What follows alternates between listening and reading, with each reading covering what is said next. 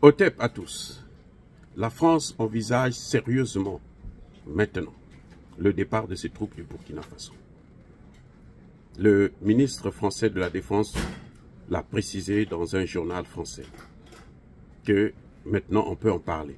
Ce qui a été caché depuis bientôt près de 10 ans, aujourd'hui, est à découvert. Tout le monde en parle et tout le monde sait maintenant que ces forces étaient là pour ne rien faire.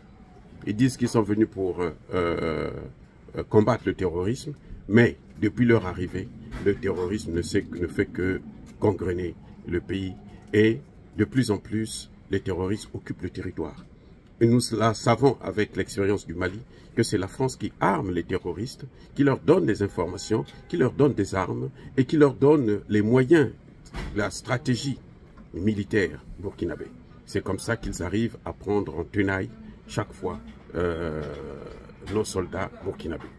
Et maintenant, avec cette nouvelle marche du vendredi dernier, le message a été entendu. Il a été entendu outre-mer, c'est-à-dire en France. Mais il a aussi été entendu au Burkina Faso. On a vu le Premier ministre sortir, maintenant revenir sur la réalité et comprendre qu'on ne peut pas combattre le terrorisme avec ceux qui l'ont créé, avec ceux qui l'ont fabriqué, avec ceux qui ont détruit la Libye et qui ont amené le terrorisme dans le Sahel, avec ceux qui ont l'ambition de recoloniser le continent africain.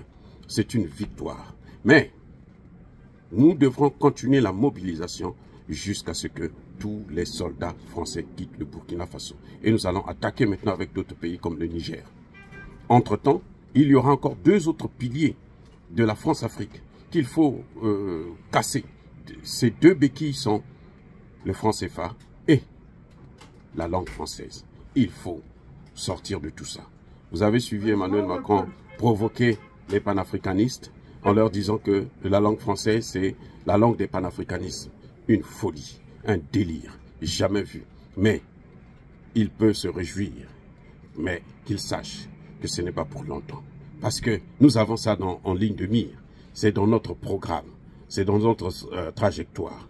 Nous allons sortir aussi de la francophonie. Or, bien-aimés frères et sœurs burkinabés, je vous félicite, je salue aussi, il faut le dire, le Premier ministre que j'ai assez critiqué, qui maintenant revient à l'ordre, qui se ramène dans les rangs et qui comprend maintenant qu'il n'est pas là pour faire ce que lui, il veut, mais il est là pour faire ce que la volonté du peuple est. Ce qu'il a à faire, c'est la volonté du peuple, pas sa volonté à lui. Que ce soit bien clair. Donc, pour ça, nous pouvons dire bravo, monsieur le Premier ministre, bravo, monsieur le Président. Nous attendons maintenant que vous puissiez passer à l'acte. La population veut que tous les soldats français quittent le territoire burkinabé et que la France puisse approfondir, plutôt le Burkina puisse approfondir ses relations militaires, sécuritaires avec la Russie, qui est le meilleur partenaire aujourd'hui dans ce domaine-là.